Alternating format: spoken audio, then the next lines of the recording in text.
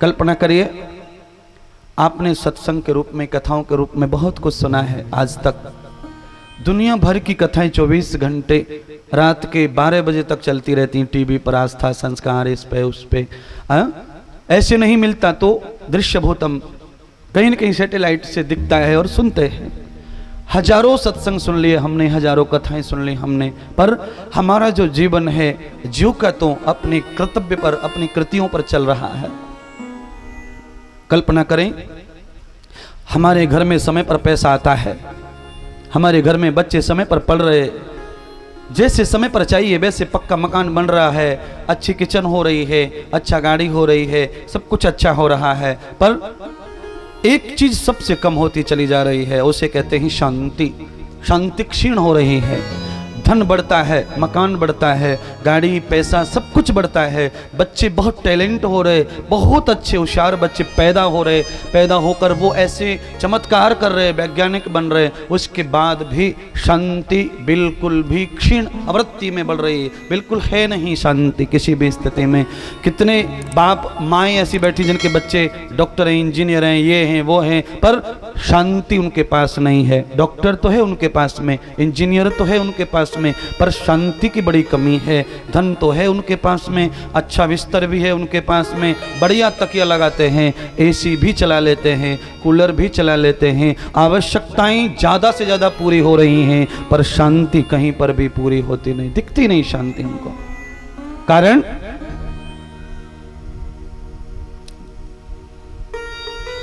एक भजन में हमेशा गाता हूं,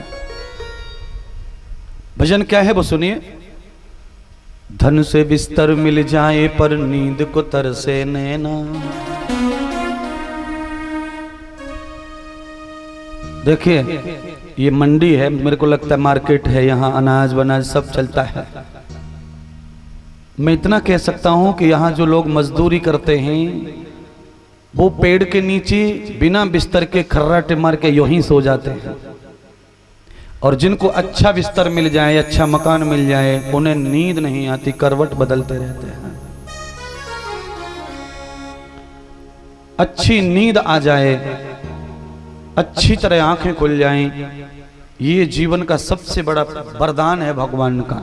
क्यों? अच्छी नींद आना, यह भी एक जीवन का सुख है। निद्रा भी एक भोग है, तो उससे भी हमारी तृप्ति होती है, जीवन की, शरीर की, मन की, बुद्धि की, हर चीज की तृप्ति होती है। जिन्हें अच्छी निद्रा आती है, जो अच्छी नींद में चले जाते हैं, वो नींद में भी अच्छी यात्रा कर लेते हैं। न पैसा लगता, न खर्चा लगता, न समय लगता। अच्छी नींद में ही आदमी स्वप्न देखता है। आदमी आधा अधूरा सो रहा हो तो सपना नहीं आएगा। आदमी जब गहरी नींद में जाएगा तभी बंबई की यात्रा करेगा, कलकत्ता की यात्रा करेगा। तो अच्छी नींद का ये वरदान है, अच्छी नींद का ये सुख है कि बिना टिकट के हवाई जहाज में भी उड़ लेते, बिना टिकट के फिल्म भी देख लेते, बिना टिकट के, बिना दूल्हा बने बारात में भी चले जाते। सपने में होता है ये सब, पर कब होगा? जब सुख नींद आएगी, जब योग की नींद आएगी, जब सुख की नींद आएगी, जब सारे बेचैन से हटकर चैन की नींद आएगी, तो आप सृष्टि में कहीं भी भ्रमण करोगे और अपनी जगह पर रहोगे, बिना किसी खर्चे के, बिना किसी परिश्रम के, सब सुख तुम्हें मिलेगा उस चीज का। कल्पना करो, आधी अधूरी नींद में सपना भी तो नहीं आता, भ्रमण नहीं होता, यात्रा नहीं होती है। इसीलिए अपने जीवन को आधा अधूरा न जीना है। आधू अधूरी सोच भी मत रखिए, आधा अधूरा जीने की कल्पना भी नहीं रखिए। जो करना है पूर्णगम पूर्णमिदम, बस पूर्ण तक ले जाइए उसे। क्यों? अपना जीवन अधूरा नहीं है। अधूरा जीवन किसका होता है? हमसे सुनिए, अधूरा जीवन हाथी का होता है। बड़ा तो बहुत है पर अधूरा है। अधूरा कैसा? अधूरा ऐसा कि उसे दूसरे को चलाना पड़ता है। चल भाई इधर चल, उधर चल, इधर चल, उधर चल। हाथी एक दिन से लेकर 100 वर्ष तक का हो जाए फिर भी बिना अंकुश के मुड़ता, और तुम्हारा ऐसा नहीं। एक बार तुम्हें किसी ने गाड़ी चलाना सिखा दिया तो जीवन भर, गुरुजी मर जाओ चाहे जिंदा रहो, फिर जीवन भर गाड़ी चलाओगे। अच्छा चलाओगे कि नहीं? बैल को एक बार हल जोतना सिखा दो, बिना किसान के बैल अपने आप खेत में हल चला सकता? और तुमको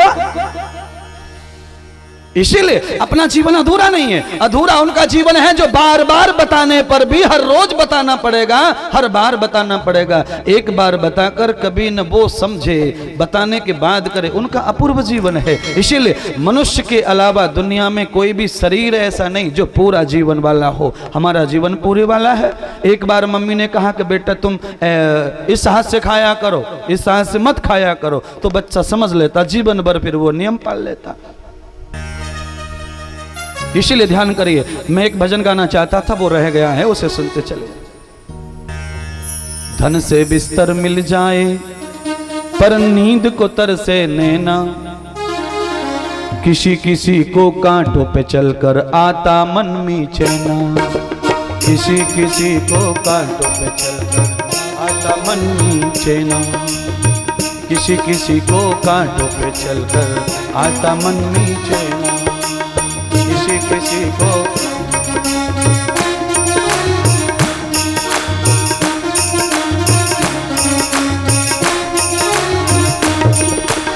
देखिए एक बात तुम्हें जरूर सात दिन याद रखनी पड़ेगी। इंद्रदेव शुरू में गद्दी पर बैठकर जो बात कहता है 4 घंटे वही चलती है। इस भजन में भी 2 ही बातें। एक बात तो यह है कि किसी को सोने के बिस्तर के ऊपर भी, रेशम की चादर पर भी नींद नहीं आती, और एक व्यक्ति कांटों पे चलता, अंगारों पे चलता, फिर भी उसे कोई फर्क पड़ता। 2 ही बातें आ गई हैं। एक बात और रहेगी, उसे सुनो। इनके सबके पीछे क्या बात है वो सुनते चलो। धन से बिस्तर मिल जाए पर नींद को तरसे नैना, धन से बिस्तर मिल जाए पर नींद को तरसे नैना, ओ किसी किसी को कांटों पे चलकर आए मन में चैना, किसी किसी को कांटों पे चलकर आए मन में चैना। अरे कोई कारण होगा, अरे कोई कारण होगा, अरे कोई कारण होगा, अरे कोई कारण होगा, अरे कोई कारण होगा, अरे कोई कारण होगा, अरे कोई कारण होगा, अरे कोई कारण होगा। एक झोली में फूल भरे हैं, एक झोली में फूल भरे हैं, एक झोली में कांटे, एक झोली में फूल भरे हैं, एक झोली में कांटे।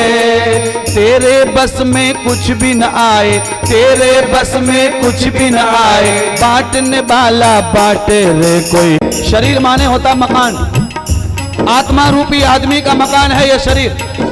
ये शरीर जब बनता है, ये मकान जब बनता है, इसमें सब कुछ बना हुआ है। आप घर में जो जो बनाते हैं वो सब भगवान ने उसमें बना के दिया है। आप ऐसा मत सोचिए। इसमें चूल्हा है, अग्नि है, लैट्रिन है, बाथरूम है, किचन है, मेन द्वार है, ये द्वार है, वो द्वार है, सारे द्वार है।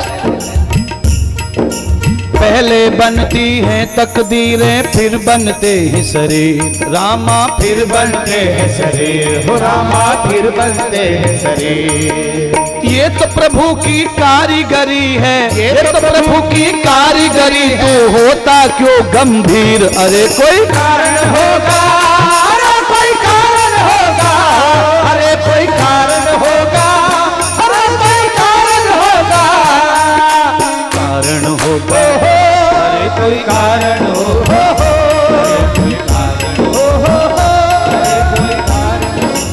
एक झोली में फूल भरे हैं, एक झोली में कांटे, एक झोली में फूल भरे हैं, एक झोली में कांटे। तेरे बस में कुछ भी न आए, तेरे बस में कुछ भी न आए, बांटने वाला बांटे रे कोई कारण होगा, कोई कारण होगा, अरे कोई कारण होगा, अरे कोई कारण होगा।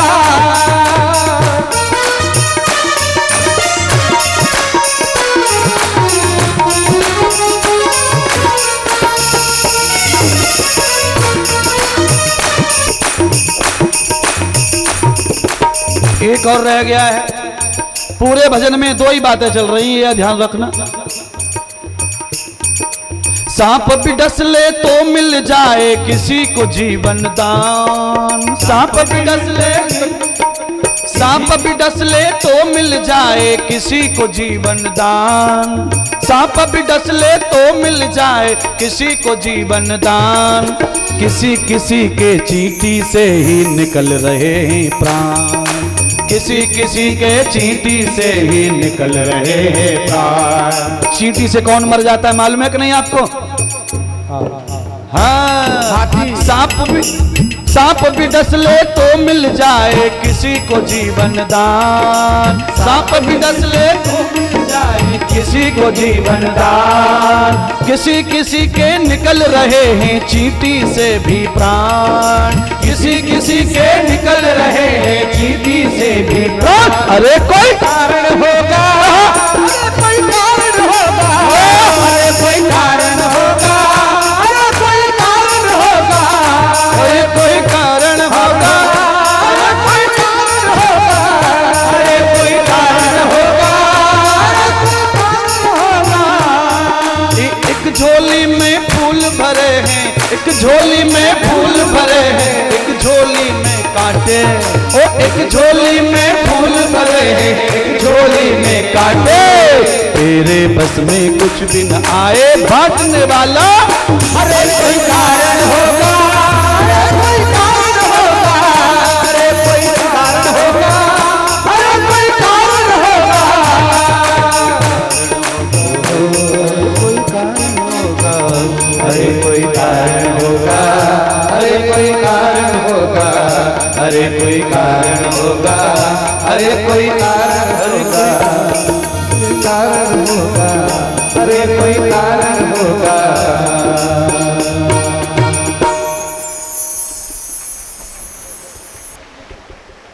पहले कारण पैदा होता है, फिर कार्य पैदा होता है, फिर उसका स्वरूप पैदा होता है।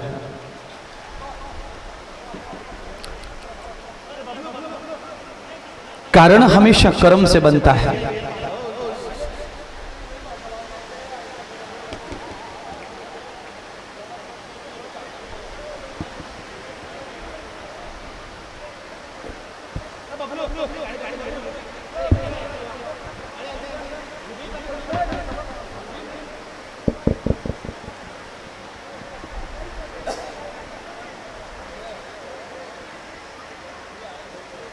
देखिए, प्रकृति की व्यवस्था हमारी व्यवस्था समान होती है, इसीलिए जिस प्रकार से प्रकृति अपना नियम नहीं छोड़ती, वैसे आप भी अपना नियम मत छोड़िए, यानी व्यवस्थित होकर के बैठिए, जितना हो सके आप बचिए पानी से, और बिना शोर शराबे के अपनी अपनी जगह पर इधर उधर हो जाइए। शंभुतम सरस्वती समेत योगम पुण्यनम तथा योगम कथा।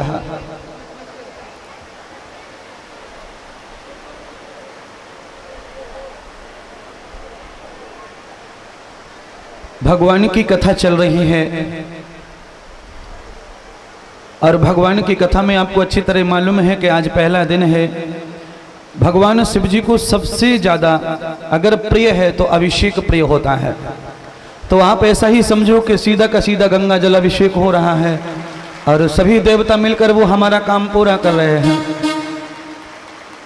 दरअसल में तो ये 7 दिन में सूखे की जरूरत है, पर मेरे मन की बात बोलूं तो मेरे को तो था ऐसा कि आज जरूर पानी आ जाए, भले 6 दिन आओ या ना आओ, मत आओ। अमिंद भूदम गंगा जलम यदौ पुण्यम जटानम।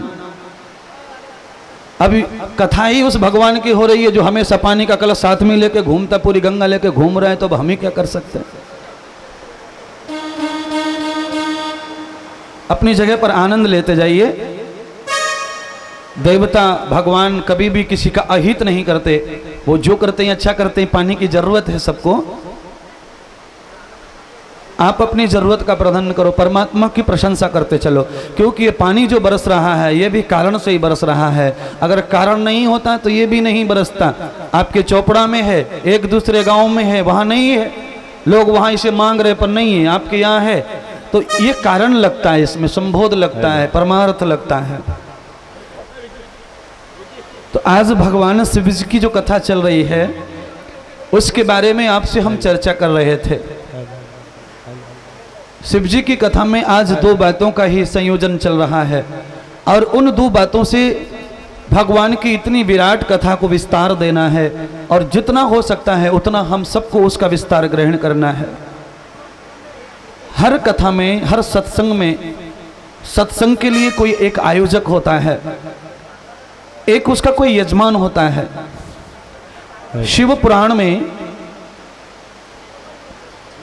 कथा का जो विस्तार किया गया, शिव पुराण की महत्ता, शिव पुराण की विशेषता, शिव पुराण का जो गीत है, ये सारे समाज में, सारे मनुष्यों में कैसे प्रभावित हुआ, सभी लोगों ने शिव पुराण को कैसे महान समझा और इसे अपने घर में, अपने गांव में करवाने के लिए क्यों इच्छाएं जाहिर की, ऐसी ऐसी कौन सी विशेषता या कौन सा ऐसा इसमें स्वभाव या धर्म या गुण है जिसकी वजह से लोग इसे सुनना चाहते हैं, करवाना चाहते हैं और करना चाहते हैं।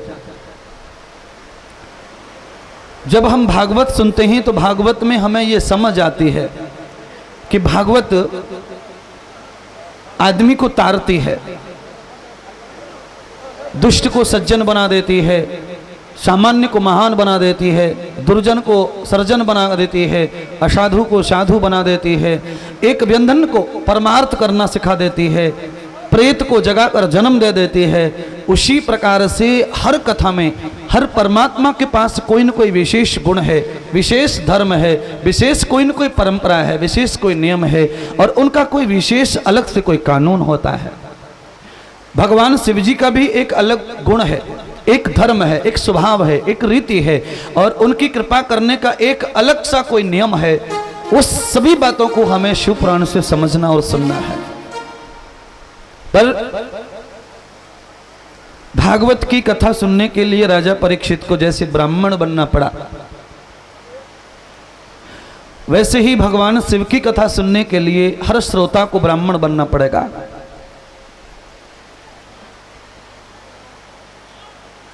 एक ब्राह्मण ऐसा होता है जो शरीर से पहचाना जाता है कि यह ब्राह्मण आ रहा है। एक ब्राह्मण ऐसा होता है जो गुण से पहचाना जाता है कि यह ब्राह्मण ही होगा। इसलिए सबसे पहले शिव पुराण का महत्तम होता है, उसकी विशेषताएं होती हैं, उसका परिणाम होता है कि इस कथा को सुनने से, करने से, करवाने से और किस तिथि में, किस मास में इसका फल कितना होता है, ये सारी बातें जब हमें पहले सुनने को मिलती हैं तो हम इनके प्रति, कथा के प्रति, भगवान के प्रति, पुराण के प्रति, इस ग्रंथ के प्रति अपना प्रेम जागृत कर लेते हैं।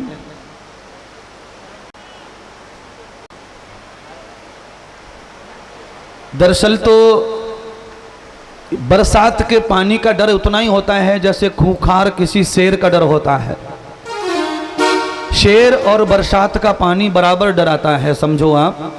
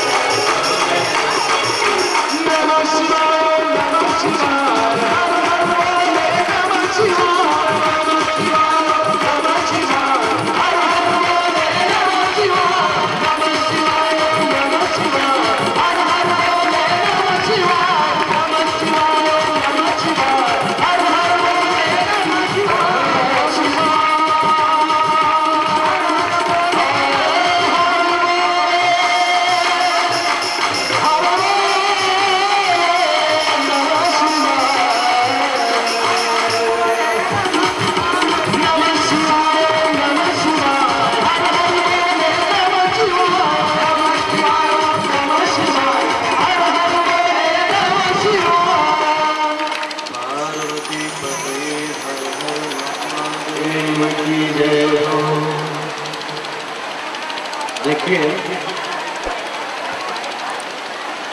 खड़े होकर या बैठकर जहां भी सूखा मिले वहां बैठिए, गीला है वहां खड़े रहिए, पर कथा का श्रवण करिए।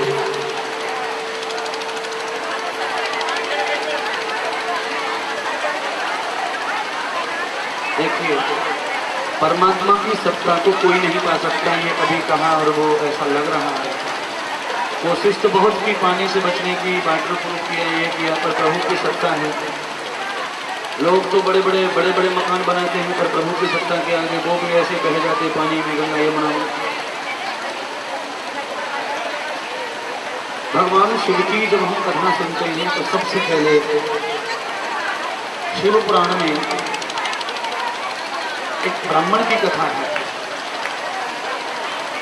हर प्राण का एक अलग मार्ग होता है।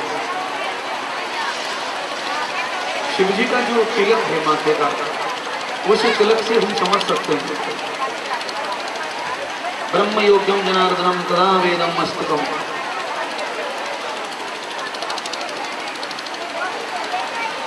सर्व अखिलमिदं ब्रह्म, जो सारी सृष्टि में, तने में, पत्ते में, जड़ पतंग में, हर जगह प्रभु का ही स्वरूप देखता है, उसे भगवान शिव जी की भस्म लगाने का अधिकार होता है। और जो सब में परमात्मा का दर्शन करे उसे ही ब्राह्मण की संज्ञा दी गई है, वो ब्राह्मण है।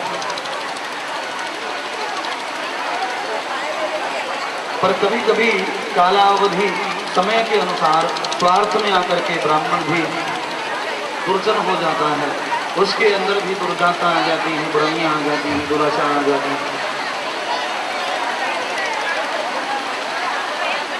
शिव प्राण की कथा श्रवण करने से जो फल मिलता है, अगर वो कथा हमें श्रवण करनी है और उसका फल प्राप्त करना है, तो शिव पुराण में सबसे पहले जो महत्तम कथा है वह देवराज विप्र की कथा है। शिव पुराण में सूत जी महाराज सौनक आदि ऋषियों को इस बात का निर्देश करते हैं। ब्रह्मा जी ने नारद को जी निर्देश किया, व्यास जी ने सूत जी महाराज, सुखदेव जी महाराज को यह निर्देश किया, और भगवान शिव जी ने खुद अपने मुखारविंद से अपनी धर्मपत्नी पार्वती को यह निर्देश किया।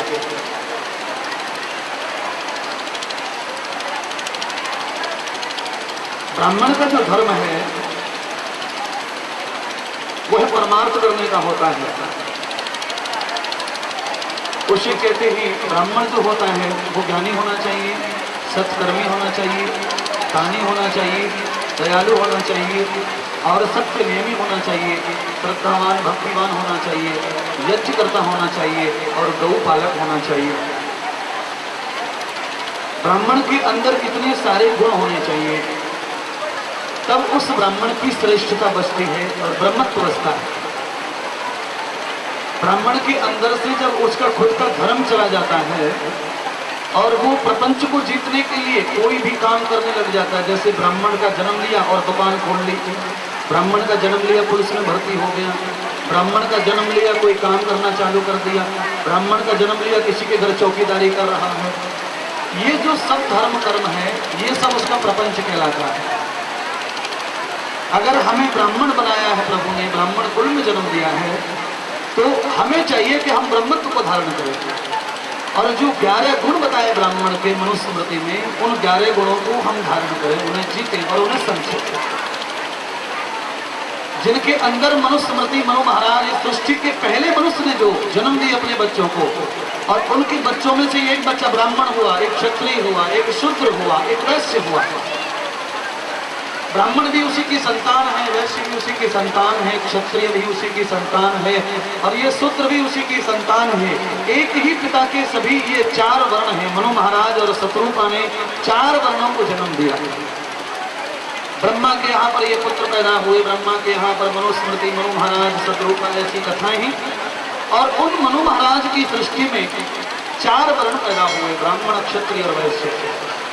मनु महाराज ने अपने संतान को उनका धर्म सिखाया।